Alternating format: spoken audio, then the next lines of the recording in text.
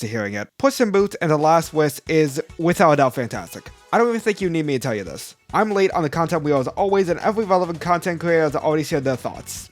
But I just got here on YouTube and I want my turn. So I'm going to make up for being extremely late by making an extremely long video about a dumb animated movie about a cat coming to grips with his mortality. God knows I need the watch hours. Everybody has already shared their opinion on the movie, or specifically or exclusively death. But I think the movie is infinitely more than just about the death aspect. Not to say that isn't the best part, because let's be honest, it is, but everything else is just spectacular. Every second of this movie is perfectly used to utilize this insane world and premise behind the Shrek universe, but it also takes advantage of its animation. Animation, if done right, is used to make movies more expressive in every sense of the way. It's a perfect way to set the tone of a scene, make fight scenes more dynamic and impactful, show emotions and growth in characters through the more dynamic expressions and actions. You know, things that make me prefer animation infinitely more than live action. I would rewatch Into Spider-Verse infinitely more than The Batman simply because of its animation, even though both of those movies are my idea of a perfect movie. And just like Spider-Verse, Puss in Boots takes advantage, abuses, and locks away animation in a dungeon and regularly beats them until it does whatever they want. I know I'm being very bold by comparing Spider-Verse to Puss in Boots, but I'm feeling very suicidal today after watching Velma, so I'd rather be overly optimistic than unnecessarily upset and angry. Puss in Boots definitely takes a lot of inspiration from Spider-Verse through its animation style and its uses of dropping frames. But at the same time, it does create its own identity by making the background look like a portrait with its paintbrush effects. All of the scenery as the journey goes on is so vibrant and colorful, even when they enter the fiery depths of Puss's internal struggles. Fire had never looked so pretty. The action is also definitely heightened due to the usage of dropping frames. You know shit is going down every time the character starts staggering. Dropping frames adds so much tension and weight to its fights, and it makes each and every one of them look infinitely better than if it was animated 60 FPS, which definitely looks worse in movies. Stop doing this, film Twitter. It's weird and I hate it. Does this look good to you, my 3 viewers watching? Anyways, like I've said before, Puss in Boots also uses its animation to heighten the emotional core of the movie through the character's expressions and actions. Puss at the start feels very arrogant and overconfident in his abilities. He flips around and does silly little tricks as he's fighting this massive giant. But when he fights death for the first time, that overconfidence goes against him as those same tricks and moves don't work at all. You're not living up to the legend. This makes Puss seem like an amateur against this towering beast that used no effort to beat him. And ever since that encounter, his demeanor changes entirely. Now every time he's in a fight, he's more defensive and evasive and doesn't go headfirst into everything. It's a perfect way to show Puss's fear throughout the movie aside from dialogue. After he overcomes his fear of death and takes him head on, you'd think he'd be the same as before and acts all foolish again, but no. He's actually serious about this fight and changes his style entirely. He uses a more proper fighting style, uses fencing techniques as he takes on death. This lets you know that this is a different person entirely solely through the animation. And it's not just Puss this applies to. Kitty's action also reflects her growth throughout the movie. At first, he doesn't trust anybody and her actions clearly show this as he tries to hold on to the map and more hesitant when it's in the hands of someone else. But when her and Puss try to connect more and Kitty starts to open up, when he and Kitty are separated and he has the map, Kitty simply embraces him as they split up rather than act more deflective as now he has the map while she doesn't. This same effect that heightens the characters of Puss and Kitty pretty much applies to every character. Death is more terrifying through his hunched back and sadistic smile and movements. Jack Horner is a legitimate threat, but his design along with his childlike nature makes him come off as more comedic. The Bears and Goldie all feel like a real family that have a great dynamic as they're more playful with each other when alone, but get more serious when they're threatening others, even if they're very messy about it. And Perrito is just always the cutest thing ever as he bounces around and is very playful as he talks about his tragic anime backstory. Pretty much every single frame of this movie uses animation to its fullest to strengthen the journey of its simple story about racing towards a wishing star. So this is where the movie might get judged in terms of its quality. I'm not here to argue that the movie has a very complex story with a lot of layers behind the wishing star chase and the mess behind not actually needing wisdom to fulfill your desires, because pretty much objectively proven that the story is simple and can be seen as predictable. But as I said in the past, simple stories work as long as you have an amazing adventure and a captivating story with great characters that build up to the destination itself. And the journey is nothing short of a masterpiece. The thing that amazes me about the story is while the mess about the wishing star can be seen as predictable, the actual meaning behind the star is very well thought out. I was honestly expecting a cop-out and the star not actually being real, but in reality, the map encourages you not to make a wish by making the journey challenge your desires by creating all these obstacles that tie directly to your biggest flaws. It is such a unique way to set up your journey that raises the stakes along with enhancing the growth of these characters. The map even states, to find your wish, Adjust your view. What you seek may be right in front of you. As it presents an obstacle for Goldie and the bears with the home that the bears found Goldie in. Presenting the characters with obstacles that physically and mentally challenge your judgment is great because it's basically to start telling you that the wish isn't as important as you think it is. It is directly telling you that it's not about the destination but the journey. I didn't even realize this ingenious idea until my second viewing, as the characters learn that their wishes become less important as they travel through all the obstacles the map gives them. Goldie through a nostalgic forest, plus to the Cave of Souls, and kind of also Kitty, as I think wish you learn to open up as close to the abyss of eternal loneliness would be at. Hold on, let me take a look again. Okay, yeah, it is. And I will still absolutely love the journey the characters go on because the stakes are extremely high, as it's a race against all these different teams for the wish, and they have to use the force ever-changing environment to their advantage to slow the other teams down, whether it be through other people's obstacles or their own. Not only that, but the stakes are even higher for Puss, as he's also slowly running away from death while avoiding the danger from the other teams. It is a very gripping and exciting journey that definitely makes up for its easy and simple message. And in the end, they all realized through the journey that the wish wasn't what they needed. Except Jack Horner, because he's a conniving piece of shit and I love him. And destroy the map along with the star, which I honestly believe is what the magic behind the star wanted all along. Because it's easy to wish for something you desperately want.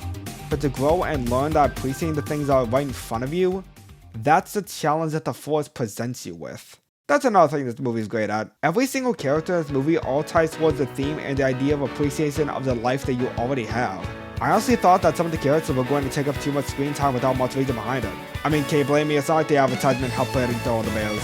But I was pleasantly wrong, as all the characters were evenly spread out throughout the movie and had their own moments to tie towards the overall message of the movie. Goldie and the three bears were very fun to listen. I love seeing them connect as a family. It makes the view of Goldie's wish hurt all the more. She was so focused on her wish that she didn't realize that she already adjusted herself to her real family. The found family trope is always something I will die for, and this movie is no exception, because they do a great job at showing us how they all act like a real family before the reveal. Watching Goldie and Baby argue and play around with each other all the time, Papa and Mama Bear being supportive when Baby calls Goldie an orphan, and even just the throwaway dialogue like Goldie referring to them as Mama and Papa helps establish their relationship. You're not even a bear. Zing! I'm more of a bear than you are. And when the truth is revealed, they're actually very supportive and try to help her get her wish, even if it means leaving them behind.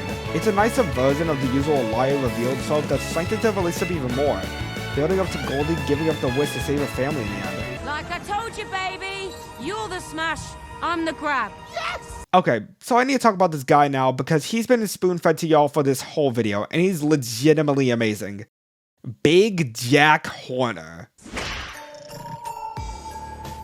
What? Who else were you expecting? Big Jack Horner is absolutely hilarious as he poses as the real villain of the movie overall. I like how this movie doesn't even try to make him seem sympathetic or forgiving and just has him as a full-on bad guy. I feel like that's something that we've been missing for a while from other studios like Disney and Pixar, and while I do enjoy morally great villains, I want my mustache-twirling villain every now and again. You're horrible. You're an irredeemable monster. Fucking dick! Jack Horner hasn't really been someone that was promoted all that much, and it makes his presence all the more better. He's not only extremely funny, but he's also very threatening with his twisted mind and his abundance of magical items that he's collected. This is how you do a comedic villain, people. You don't need every villain to be a bumbly idiot for them to be funny. I'm looking at you, Sonic Heroes, all the way to forces. Jack Horner definitely gets a lot of time to shine in the movie as he tears his way through the forest while giving zero fucks about his men getting murdered, sometimes by his own hand. Oh, come on, you walked into that one. And I will still never get over his arguments with conscience. I still find it hilarious how he says he's overpacked after the bug says he's his own conscience. It's great seeing the conscience bug try to change Jack, only for him to continue being straight up evil. And yes, even the conscience bug is relevant as he comes back and burns the last piece of the map, perfectly finishing off Jack Horner as his conscience said, "Fuck this shit, I'm out." And oh my god, Perrito is just the cutest thing in the world. Again, this is a character that wasn't done justice by the advertisement, as he seemed to be an annoyance to the character without much depth about his cuteness. But as this movie has shown time and time again, I am proven wrong. Perrito's cute and lovable nature is a driving force that pushes in Kitty's arc throughout the movie, and I love how he appreciates literally everything that comes his way. He has probably the saddest backstory of this entire movie, but he doesn't even know that it's tragic simply because he is that optimistic. And that optimism really does go a long way as it ties into his goal of being a therapy dog, and that shows as the movie goes along. And trust me, I'll get to that scene when I'm mostly ready. I also just adore his naivete that throws Kitty and Puss for a loop as they try to prove that he should be more careful.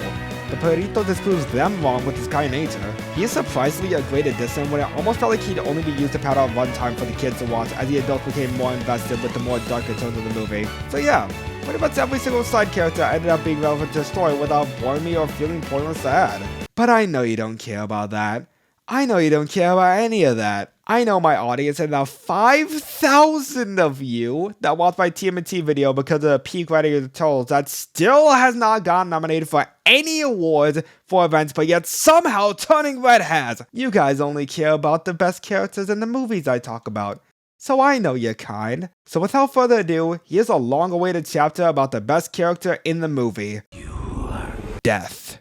And I don't mean it metaphorically or rhetorically or poetically or theoretically. I'm Death. Straight up. Death is without a doubt the best character in this movie. He is legitimately one of the most terrifying anime villains I have seen, right up there with Scar and Tai Lung. His haunting presence and motives raise the stakes even higher for Puss as he also struggles to get past everybody else trying to kill him. But what makes Death even more scary is just the idea of him being Death. Because while the other villains try to kill Puss, he doesn't try. He always succeeds. Because death is inevitable for everybody, and creating this physical representation of death is great for challenging Puss's value of life, and the idea of being this living legend. While he doesn't figure out that he's death until later on, him running away from someone that he knows can kill him slowly makes him question just how important being this legend really is. It isn't immediate until the ending, but you can slowly start to see him figuring it out through his dialogue as he connects with Kitty and Perrito more. You can even see in the Cave of Lost Souls while he's talking to his past lives. When he's done hanging out with them, his immediate thought isn't, I need to go get my wish. Instead, it's the fact that he needs to go back and find Kitty and Perrito, slowing him down from getting the wish. His past lives even question this, as this proves that he's naturally growing and realizing that maybe this legend isn't what matters. Oh, the legend's still big, Gato. It's you that got small. Yeah, you changed, man. I hear he's best friends with a dog now. You call him Woosie Boots. No. Didn't you hear? His new name is Pickle. It's a nice way to naturally progress Puss's character due to him being so afraid of dying, even if he hasn't figured out that the bounty hunter chasing him was death himself. And when he does figure out, he runs away, realizing that his fate might as well be sealed. But he's not running away to recreate the legend, but out of fear that he will die and lose the things important in his life. This is what makes Death so great in the movie. He even goes out of his way and breaks his own rules because of the arrogance of Puss and the idea of a cat having 9 lives. Why don't I do us both a favor and take this last one now? And it's not as simple as Death simply wanting to speed up the process to kill Puss. He wants to strike fear into Puss and make him realize the consequences behind not valuing the lives he was given. He wants to destroy the idea of the legend of Puss in Boots before ending his life forever. And in the end, when Puss finally learns to value the final life that he has, Death curses and screams as he is the one who was proven wrong by Puss. He's shocked that the legend dies by Puss's own hands. I came here for an arrogant little legend who thought he was immortal. Puss at the beginning of the movie is seen as this living legend. The song at the beginning just shows how arrogant and self-absorbed he is. This verse reflects on Puss's character now and sets up the rest of his arc as the movie continues. Who's the gato who rolls the dice and gambles with his life? Who's never been touched by a blade? Puss in Boots is never afraid. All of this is shut down and thrown back in his face when he faces off with his first battle with Death. The first time he draws blood.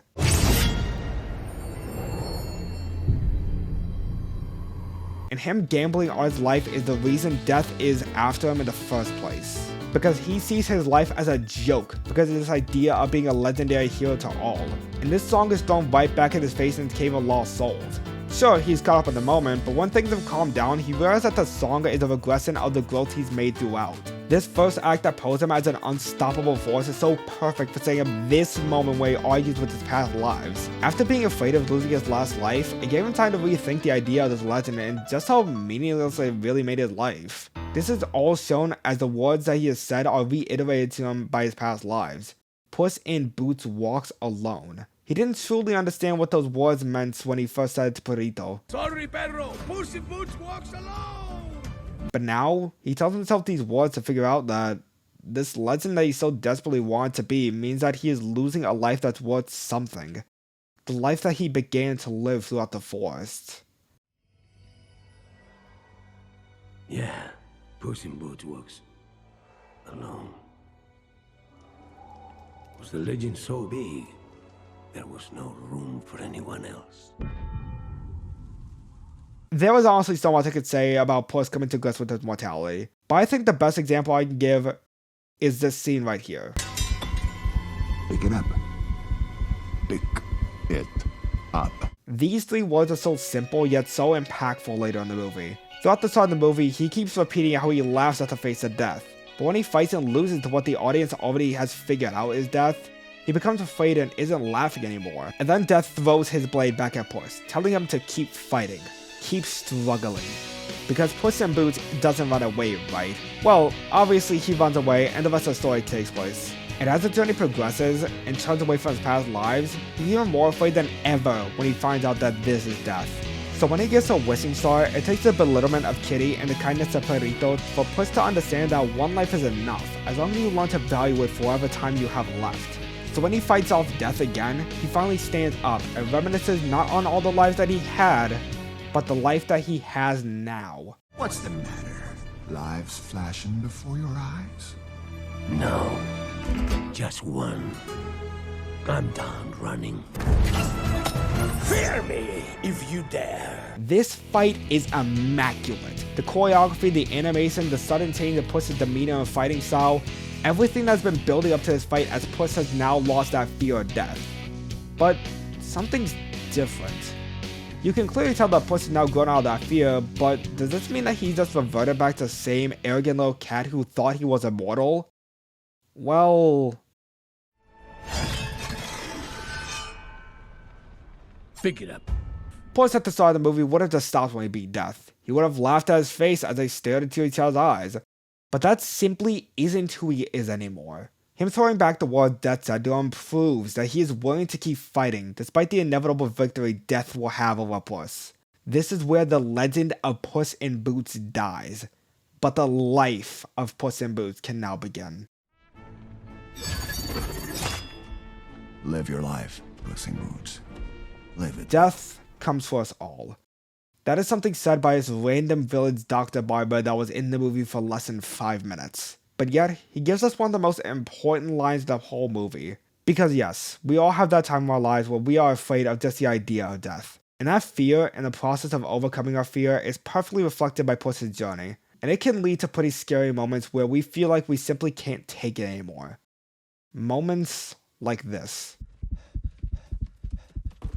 Puss, what's wrong?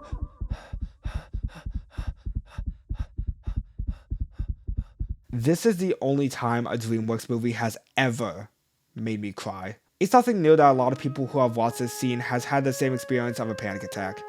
And yeah, I practically had the same situation happen to me. There was a time in my life where I was afraid of death and I had a similar panic attack.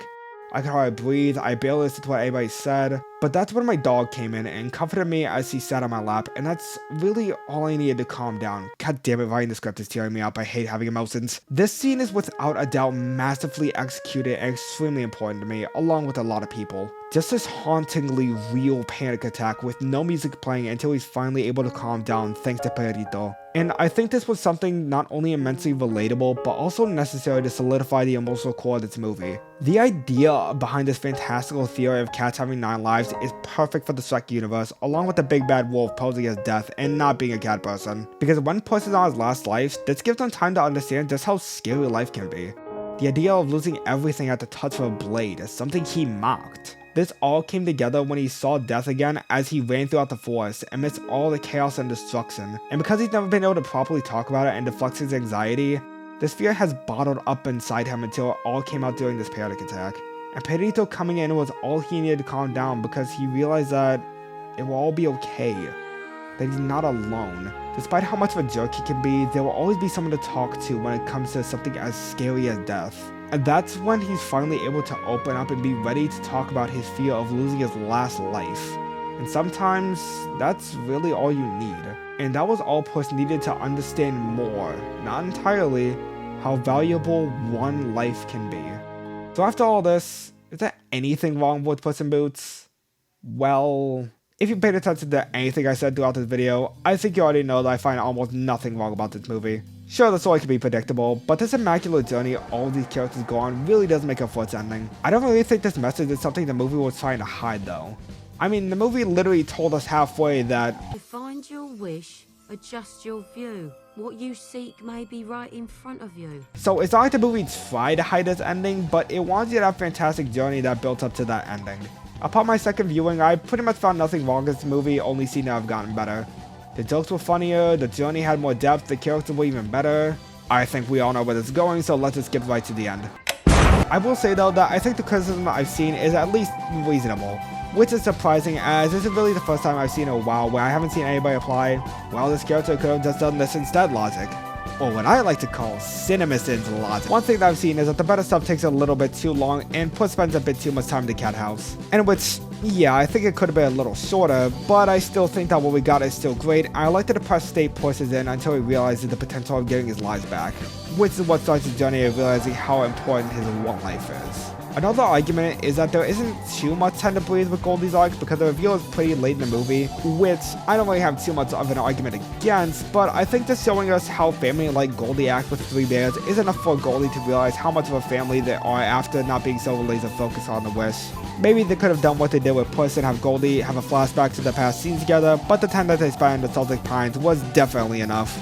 Okay, to be perfectly honest, both of those arguments came from Shea Phillips Productions, who is like a better content creator than I am, so I guess he got me there. But, yeah, I personally just can't find any flaws with this movie. The story is insane, the characters are fantastic, with the emotional core just being extremely strong and mature that feels like a natural progression of Puss's character, while being perfectly integrated in this fantastical world. And among all of that, a lot of the movie's language is what hides the characters along with the emotional core of the movie. For example, this movie likes to reiterate a lot of the words these characters say, whether it be repeating what they've said already, but in new context, or throwing back what another character has said to mock them. I've already talked about a lot of the examples with Puss and Death, but Goldie's story also does this. And I'm not to talk about the 20-something different times they've said just right that somehow wasn't tiring, but mainly when Goldie says, "You're the smash, I'm the grab." Once he said this again when saving Baby, this is said for Baby to understand that Goldie isn't going anywhere.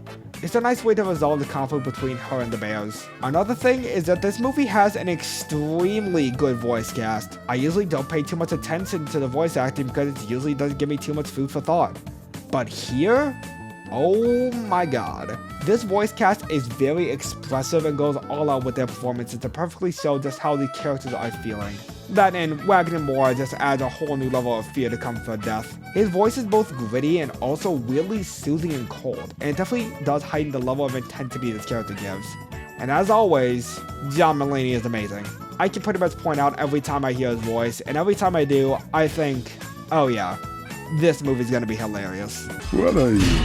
Some kind of silly cartoon? You got a problem with cartoons? And hilarious it was. Don't fuck with me! I have the power of God and anime on my side! That was weird. A lot of the humor is heightened by John Mulaney's performance, but I really do enjoy the banter and smart remarks Kitty and Puss give each other. But all the witty humor and wisecracking jokes are self-contained to them, while the rest of the humor is very diverse. Whether it's dramatic irony, family arguments humor, or just John Mulaney. Yeah, in the face. Why? I know this chapter has literally been me rambling about the random thoughts about this movie, but listen, I teared up simply writing the script, so I deserve a break. I think that this movie is simply more than just a dumb Shrek movie. This movie has become something very personal to me, because this deals with the idea of overcoming the fears of death and the anxiety that comes along with it. And I would not be doing this movie justice if I didn't write a 5,000 plus word script for this video. This is something I feel like everybody needs to see. It's a very self-contained story where you don't even need to watch any other Shrek or Puss in Boots movie to enjoy and care for this emotional roller coaster.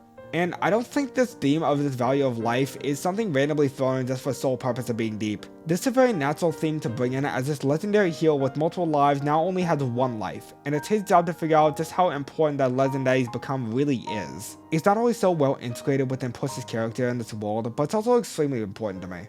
This movie has shown that death is inevitable and cannot be won over. But as long as you keep fighting to protect the life that you value, as long as you keep living for the people you love, that's what makes that limited time special. And that's why this movie is one of my favorite animated movies of all time. 10 out of 10. Man, oh man, was that a video. I'm probably never going to sub about this movie and continue to talk more about this in the future. Not like in its own video, but in other videos about other things. But I do hope you guys enjoyed. If you liked the video, let me know your thoughts on the movie or my critique of it.